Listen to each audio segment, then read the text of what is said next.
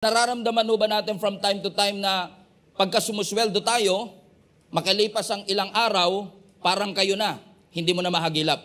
Hinanap mo kung saan napunta pero hindi mo alam kung bakit. You're trying your best, but in the spiritual principles, makikita ho natin na meron ho palang underlying cause kung bakit marami ho sa atin ang namumuhay ng hindi financially free. Maraming opinion ng tao about money. Marami pong mga strategies ang tao pagdating sa pera.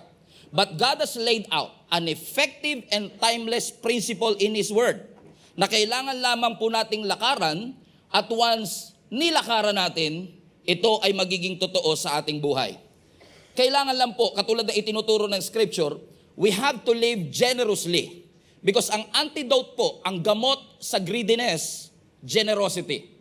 If you will live in generosity, you will die in greediness. Generosity is using the resources that God has entrusted us, and greediness is the resources using us para makapag-take advantage sa bawat isa sa atin. Sino po sa inyo gusto niyo magkaroon kayo ng blessed life o pinagpalang buhay?